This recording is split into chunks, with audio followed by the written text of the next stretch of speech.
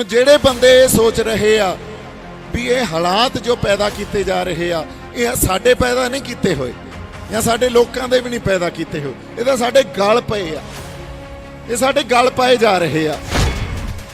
ते लगातार जिहड़ा एक कहंदे आ नुकसान कराउणा, चाहे आपदे असी बंदे आपदे जरनैल उन्हां दीयां शहादतां होण, साडे अजमत ते शान दरबार साहब दी ते उत्थे टैंक चढ़ाए जाण, साडी नस्लकुशी कीती जावे ते फिर बड़े बड़े संघर्ष पैदा होने, गुरुद्वारे साडियां धीआं भैणां दी बेपत्ती होवे। फिर हुण गल पहुंच गई श्री गुरु ग्रंथ साहब दे निरादर श्री गुरु ग्रंथ साहब दी बेअदबी तक। जो ये गल्लां वापर रहीआं सी लगातार इस 47 तो लैके हो सकदा जदों तो साडा राज साथों गया ते अंग्रेज हुकूमत आई उत्थों गल शुरू हो गई सी ते साडे ते लगातार एक घटनावां ये वरतारे वापर रहे आ। अज तक साडा भी जिहड़ा हिंदू राष्ट्र का फलसफा अज बीजेपी वाले RSS वाले लैके फिरदे आ, अज तक साडा हो चुकिया सी बाई जी। जे साडे कोले संत जरनैल सिंह भिंडरां वाले इस कौम नूं ना मिले हुंदे, 20वीं सदी का महान शहीद का दर्जा जिन्हों श्री अकाल तख्त साहब ने भी दिता, जे वो ना आए हुंदे अज तक साडा भी हिंदूकरण हो गया सी। तुसीं कहने हो असीं नलूए दे वारस हां, फिर जे सदा हरी सिंह नलूआ हुंदे वो की करदे? आपदी प्यो नूं, आपदे प्यो दी पग नूं कोई हथ पाउंदा जदों। साडे हिंदू भाईचारे तो पुछदा भी जे थोड़े देवते नूं कोई हथ पावे तो तुसीं की करोगे? असीं किसी नूं भड़का नहीं रहे। मुस्लिम भाईचारे तो पुछदे आ थोड़े किसे पैगंबर नूं कोई हथ पावे तुसीं की करोगे? साडे लई तां हाज़र नाज़र आ श्री गुरु ग्रंथ साहब, हाज़र नाज़र गुरु आ। ते जे साडी पवित्रता, साडा विश्वास, साडी सेक्रेडनैस इस गल च आ, ते जे साडे प्यो नूं कोई हथ पाउंदा फिर असीं भी ओह करता।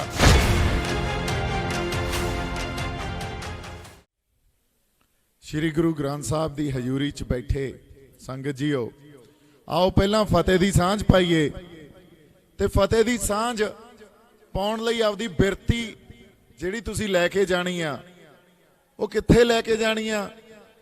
जदों साहिबजादियां ने शहीदी दित्ती सी, जिहड़ी धरती ते तुसीं बैठे हो ते वो शहीदी स्थान इत्थों कुछ कदमां दी दूरी ते ही आ।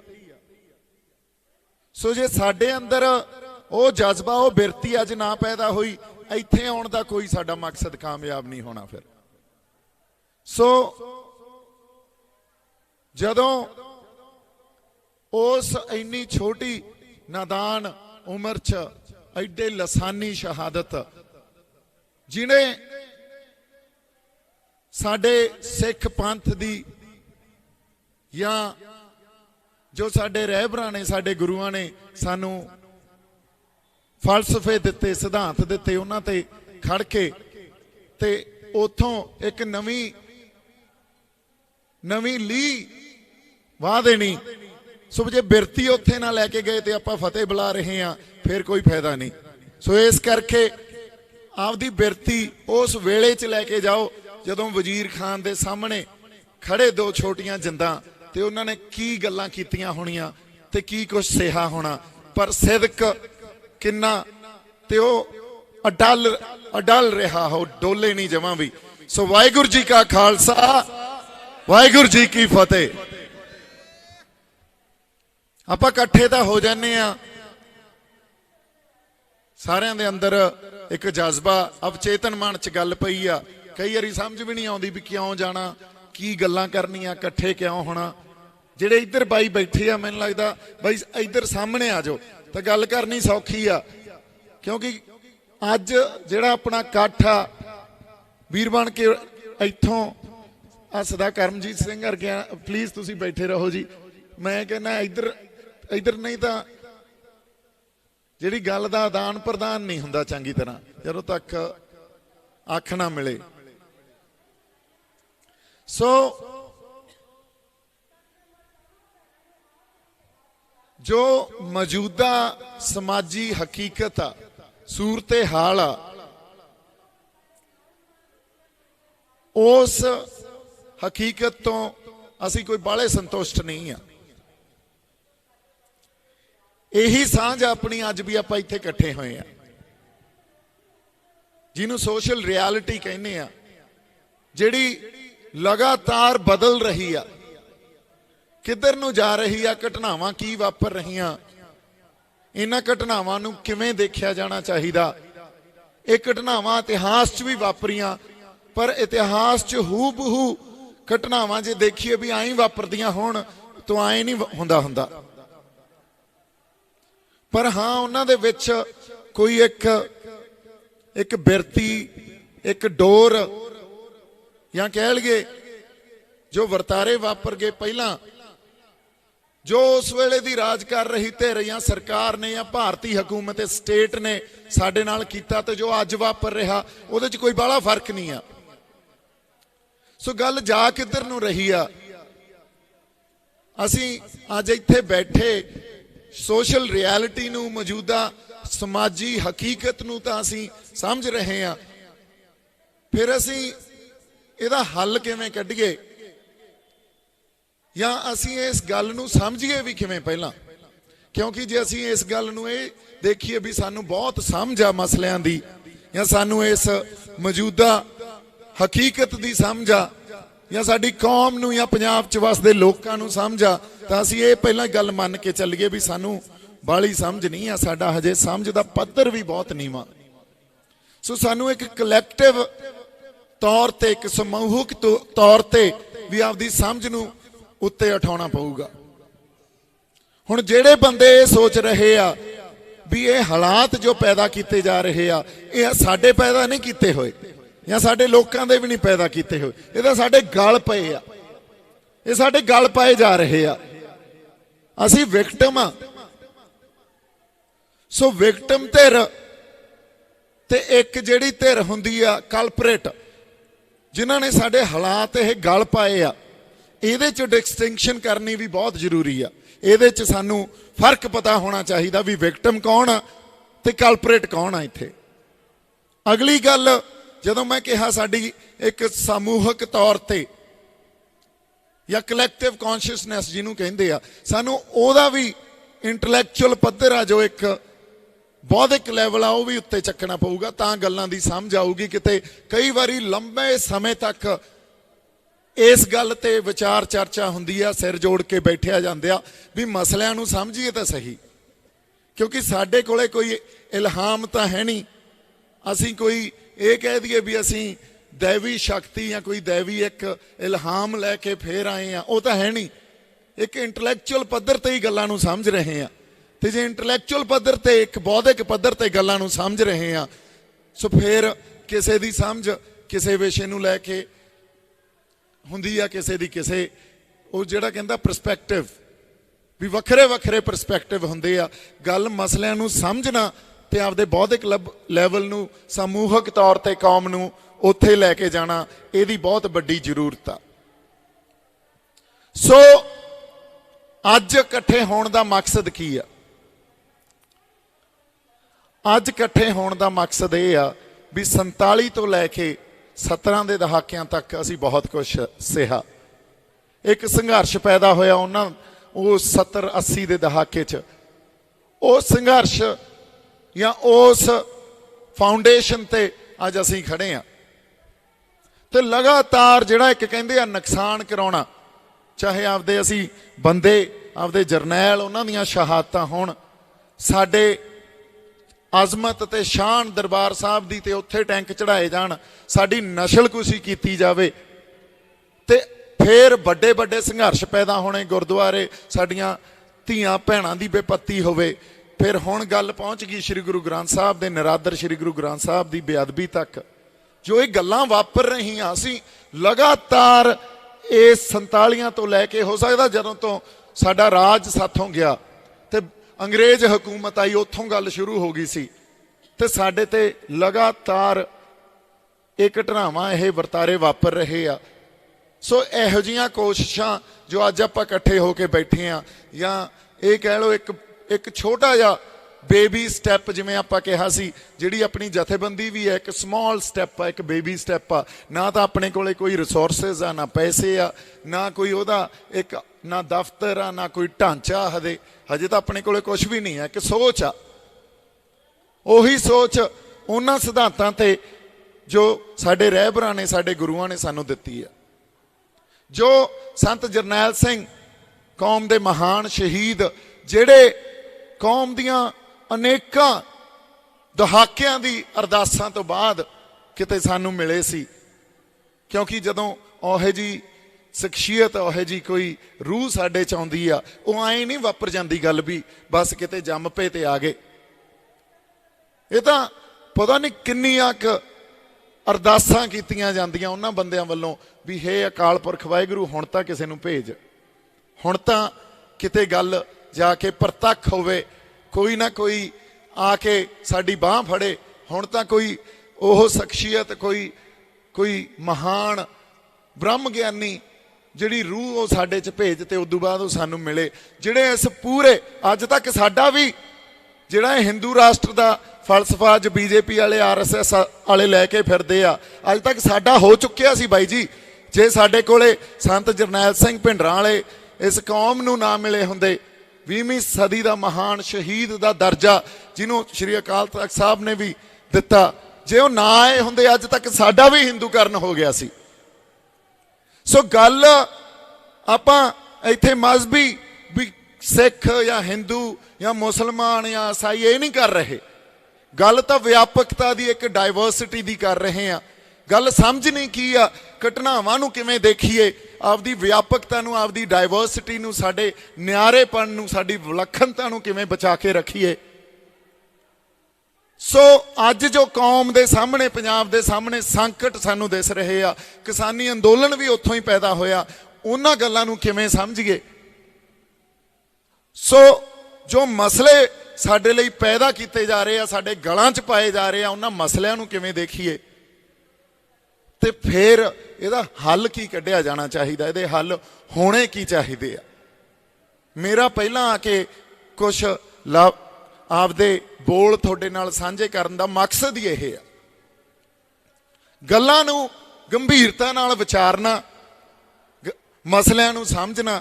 ਸਾਡੇ ਜਿਹੜੇ ਬੌਧਿਕ ਲੈਵਲ ਤੇ ਵਿਦਵਾਨ ਆ, ਸਦਾ ਕਰਮਜੀਤ ਸਿੰਘ ਵਰਗੇ ਬਾਪੂ ਜੀ ਬੈਠੇ ਆ, ਜਥੇਦਾਰ ਹਵਾਰਾ ਜੀ ਦੇ, ਹਨਾ, ਹੋਰ ਆਪਣਾ ਬਾਈ ਰਾਏਕੋਟ ਵਾਲੇ ਜਸਵਿੰਦਰ ਬਾਈ ਬੈਠੇ ਆ, ਹੋਰ ਆਪਣਾ ਸੁਖਵਿੰਦਰ ਵੀ ਆਇਆ ਸਾਥ, ਜਿਹੜੀ ਆਪਣੀ ਇੱਕ ਸਟੂਡੈਂਟ ਜਥੇਬੰਦੀ ਆ, ਉਹਨਾਂ ਨੇ ਬੜਾ ਸੰਘਰਸ਼ ਆਪਦਾ ਯੂਨੀਵਰਸਿਟੀ ਕਾਲਜ ਪੱਧਰ ਤੇ ਆਪਦਾ ਸ਼ੁਰੂ ਕੀਤਾ ਹੋਇਆ। ਭਾਣਾ ਬਾਈ ਬੈਠਾ, ਗੁਰਮੀਤ ਬਾਈ, ਮਨਜੀਤ, ਫੌਜੀ ਬਾਈ, ਹੋਰ ਜਿਹੜੇ ਬੰਦੇ ਆਪਣੇ, ਚਲੋ ਹੋਰ ਜੁਝਾਰੂ ਸਿੰਘ, ਜਿਨ੍ਹਾਂ ਦਾ ਕਈ ਵਾਰੀ ਜਦੋਂ ਤੁਸੀਂ ਖੜੇ ਹੋ ਸਟੇਜ ਤੇ ਨਾ ਤੁਹਾਡੇ ਵੈਸੇ ਹੀ ਨਾਂ ਨਹੀਂ ਚੇਤੇ ਆਉਂਦਾ ਹੁੰਦਾ, ਪਰ ਹੈ ਸਾਰੇ ਆਪਦਾ ਹੀ। ਗੱਲ ਨਾਵਾਂ ਦੀ ਨਹੀਂ ਆ ਇੱਥੇ, ਗੱਲ ਇੱਥੇ ਸ਼ਖਸੀਅਤ ਦੀ ਵੀ ਨਹੀਂ ਆ, ਕਿਉਂਕਿ ਨਾ ਆਪਾਂ ਨਾਵਾਂ ਪਿੱਛੇ ਜਾਣਾ, ਨਾ ਕਿਸੇ ਸ਼ਖਸੀਅਤ ਪਿੱਛੇ ਜਾਣਾ, ਤੇ ਦੀਪ ਸਿੱਧੂ ਦੀ ਵੀ ਕੋਈ ਹਸਤੀ ਨਹੀਂ ਆ।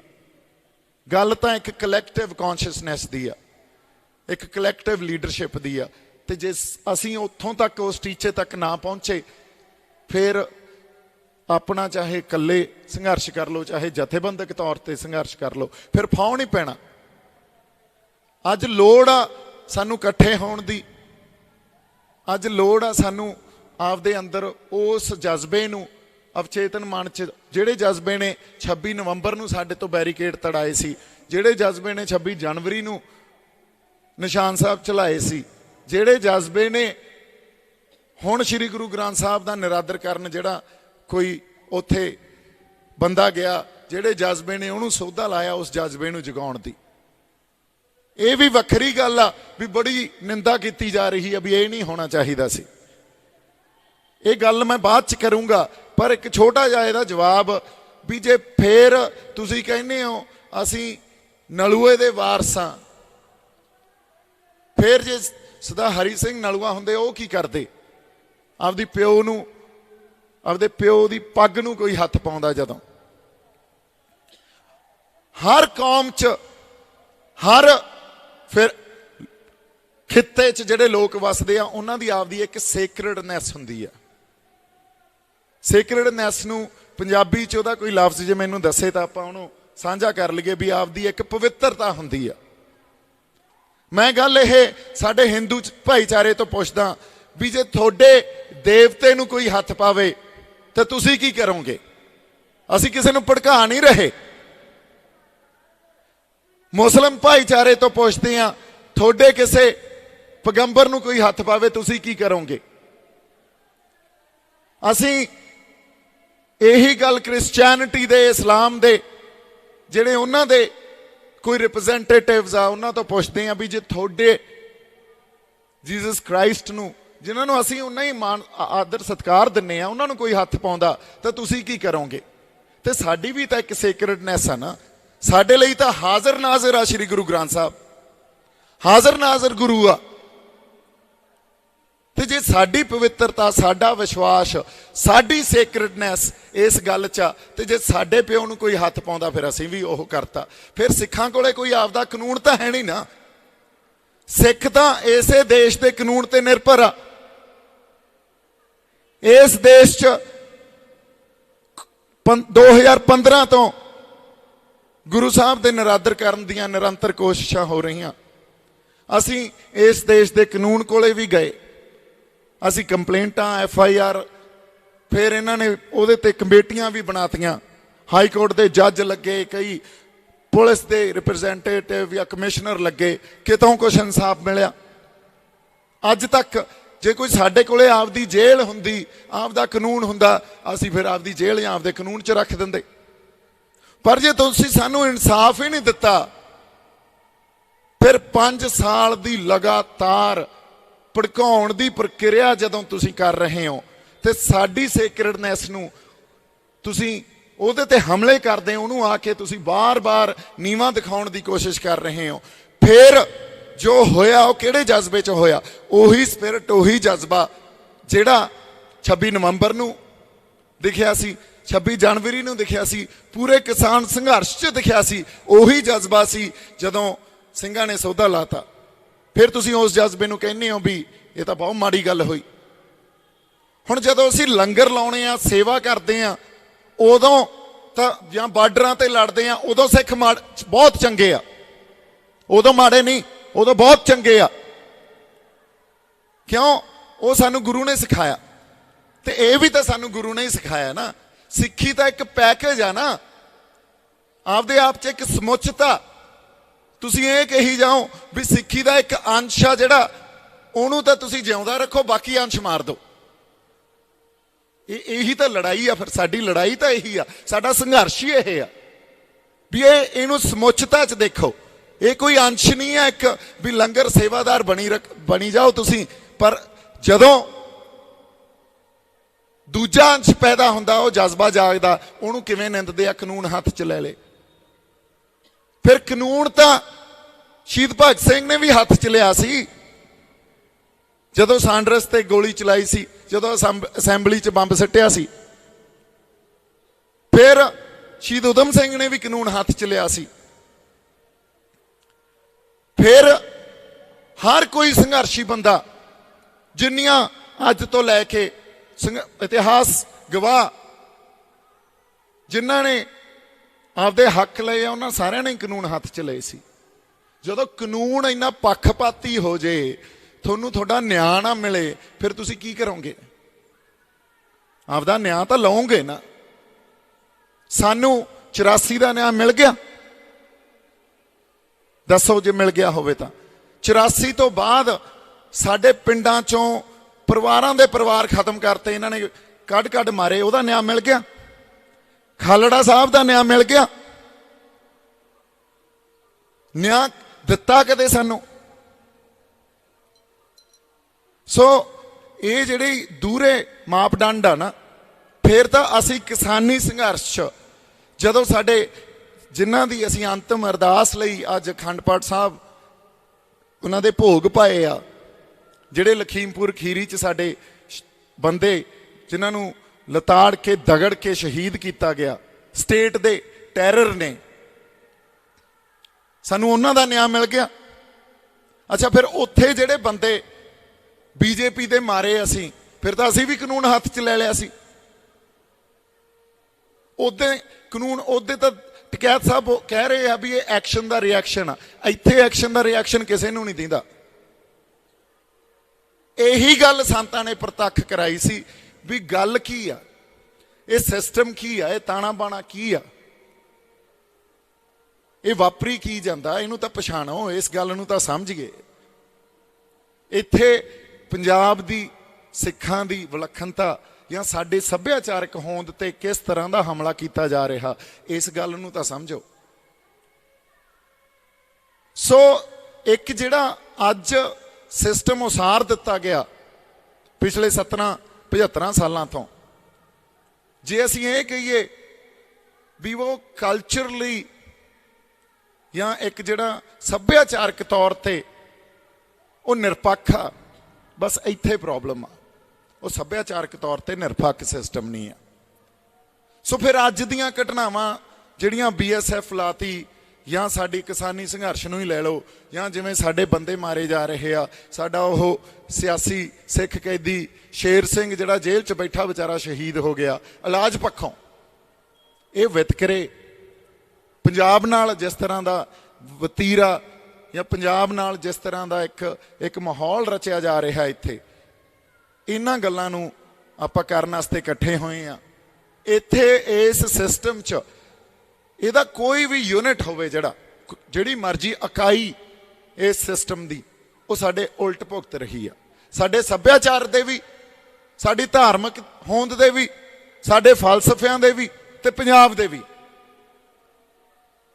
ਸੋ ਅੱਜ ਦੀ ਲੋੜ ਕੀ ਆ, ਮਸਲਿਆਂ ਨੂੰ ਸਮਝਣਾ ਕਿਵੇਂ ਆ, ਇਹ ਗੱਲਾਂ ਸਾਡੇ ਲਈ ਕਰਨੀਆਂ ਬੜੀਆਂ ਜ਼ਰੂਰੀ ਆ। ਸਮਾਂ ਉਹ ਆ ਗਿਆ ਜਦੋਂ ਤੁਸੀਂ ਕਿਸੇ ਆਉਣ ਵਾਲੇ ਖਤਰੇ ਨੂੰ ਦੇਖ ਰਹੇ ਹੋ ਤੇ ਤੁਸੀਂ ਲੋਕਾਂ ਨੂੰ ਇਕੱਠੇ ਕਰਕੇ ਇਹ ਗੱਲ ਕਹਿਣੀ ਆ ਵੀ ਇਹਦੇ ਨਾਲ ਨਜਿੱਠਿਆ ਕਿਵੇਂ ਜਾਵੇ, ਤਾਂ ਕਿ ਜੋ ਨੁਕਸਾਨ ਅਸੀਂ ਝੱਲੇ ਆ ਉਹ ਤਾਂ ਅਸੀਂ ਝੱਲ ਲਏ।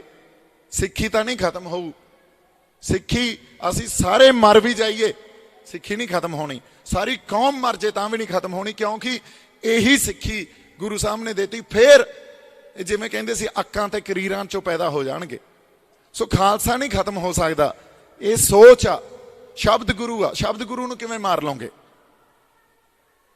ਪਰ ਫਿਰ ਵੀ ਜਿਉਂਦੇ ਵਸਦੇ ਲੋਕ ਆ, ਇੱਕ ਸਾਡਾ ਖਿੱਤਾ ਗੁਰੂਆਂ ਦੇ ਨਾਂ ਤੇ ਧਰਤੀ ਆ, ਇਹ ਉਹਨਾਂ ਦੇ ਨਾਂ ਤੇ ਵਸਦੀ ਆ। ਤੇ ਜਿਹੜੇ ਅੱਜ ਜਿਉਂਦੇ ਜਾਗਦੇ ਲੋਕ ਆ, ਜਿਨ੍ਹਾਂ ਦੀਆਂ ਜ਼ਮੀਰਾਂ ਜਾਗਦੀਆਂ, ਉਹਨਾਂ ਨੂੰ ਤਾਂ ਜਿਉਂਦੇ ਰੱਖਣਾ, ਉਹਨਾਂ ਨੂੰ ਤਾਂ ਹੱਸਦੇ ਖੇਡਦੇ ਰੱਖਣਾ। ਸੋ ਅਸੀਂ ਸਮਾਜ ਦੇ ਉਹ ਪੁਰਜੇ ਨਹੀਂ ਆ ਵੀ ਜਿਨ੍ਹਾਂ ਨੂੰ ਕੋਈ ਫਰਕ ਹੀ ਨਾ ਪਵੇ। ਜੋ ਕੁਝ ਵਾਪਰ ਰਿਹਾ, ਜਿਨ੍ਹਾਂ ਨੂੰ ਨਹੀਂ ਪੈਂਦਾ, ਉਹਨਾਂ ਦੀ ਆਪਦੀ ਕੋਈ ਹਸਤੀ ਨਹੀਂ ਆ। ਉਹ ਘਰਾਂ 'ਚ ਬੈਠੇ ਆ, ਡਰਾਇੰਗ ਰੂਮ 'ਚ ਬੈਠ ਕੇ, ਆਪਦੇ ਲਿਵਿੰਗ ਰੂਮ 'ਚ ਬੈਠ ਕੇ TV ਲਾਇਆ ਹੋਊ, ਤੇ ਉਹਨਾਂ ਨੇ ਅੱਜ ਆਪਦੇ ਲੰਚ, ਐਤਵਾਰ ਦਾ ਦਿਨ ਆ ਤਾਂ ਲੰਚ ਆਪਦੇ ਰਾਜਮਾ ਚੌਲ ਬਣਾਏ ਹੋਣਗੇ ਤੇ ਖਾਈ ਜਾਂਦੇ ਹੋਣੇ ਆ ਵਧੀਆ। ਪਰ ਸਾਨੂੰ ਪੈਂਦਾ ਫਰਕ। ਅਸੀਂ ਉਹ ਪੁਰਜੇ ਨਹੀਂ ਆ ਜਿਨ੍ਹਾਂ ਦੀ ਆਪਦੀ ਕੋਈ ਹਸਤੀ ਨਹੀਂ ਆ। ਸੋ ਜੇ ਸਾਨੂੰ ਫਰਕ ਪੈਂਦਾ, ਗੱਲਾਂ ਉਹੀ ਕਰਨੀਆਂ ਅੱਜ ਆਪਾਂ। ਸੋ ਅੱਜ ਦੀ ਗੱਲਬਾਤ ਇਸ ਵਿਸ਼ੇ ਤੇ ਰਹੂਗੀ ਵੀ ਜੋ ਘਟਨਾਵਾਂ ਵਾਪਰ ਰਹੀਆਂ, ਉਹਨਾਂ ਨੂੰ ਉਸ ਸਾਰੇ ਸਿਲਸਿਲੇ ਨੂੰ ਕਿਸ ਤਰ੍ਹਾਂ ਦੇਖਣਾ, ਆਉਣ ਵਾਲੇ ਖਤਰੇ ਨੂੰ ਕਿਵੇਂ ਅਸੀਂ ਘੱਟ ਤੋਂ ਘੱਟ ਨੁਕਸਾਨ ਨਾਲ ਸਾਂਭ ਸਕਦੇ ਹਾਂ।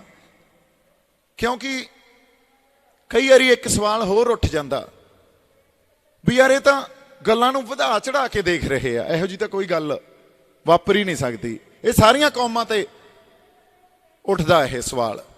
ਯਹੂਦੀਆਂ ਤੇ ਵੀ ਉੱਠਿਆ ਸੀ ਵੀ ਗੱਲਾਂ ਨੂੰ ਵਧਾ ਚੜਾ ਕੇ ਦੇਖਣਾ, ਇਹ ਗੱਲ ਨਹੀਂ ਵਾਪਰ ਸਕਦੀ।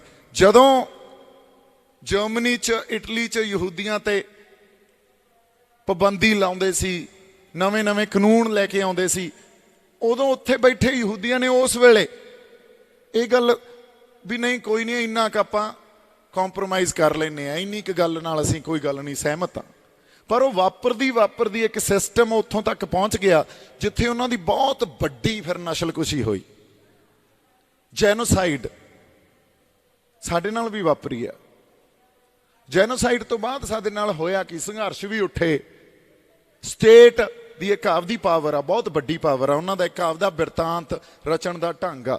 ਫਿਰ ਉਸ ਸਿਸਟਮ 'ਚ, ਉਸ ਸਟੇਟ ਦੇ ਨਾਲ ਜਿੰਨੇ ਸੈਕੂਲਰਿਸਟ ਆ, जिन्ने लैफ्ट आ, जिन्ने लिबरल्स आ, वो सारे जाके खड़ जाते हैं।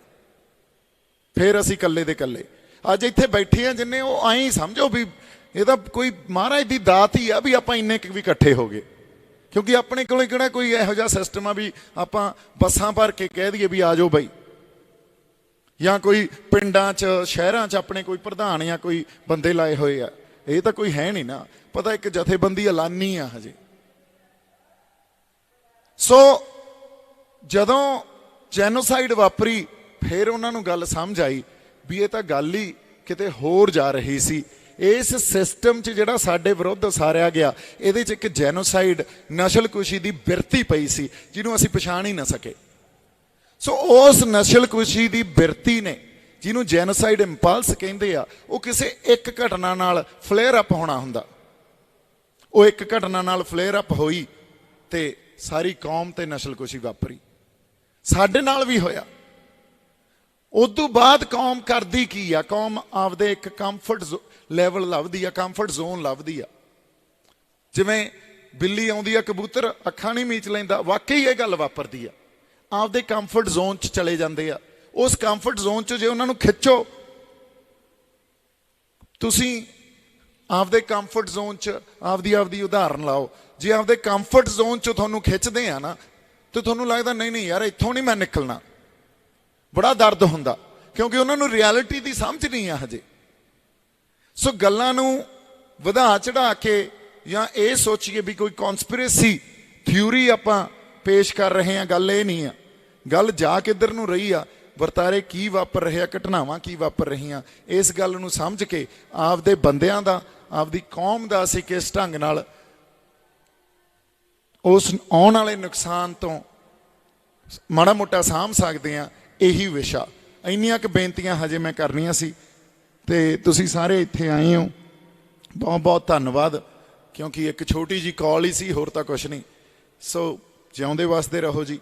ते इसे तरह अज गंभीर कुछ गलबात करांगे ते उदों बाद आपां जे कोई आपदी बैठ के भी गलबात करनी होई, उहदे लई भी मैं इत्थे ही हां जी। वाहिगुरू जी का खालसा, वाहिगुरू जी की फतेह।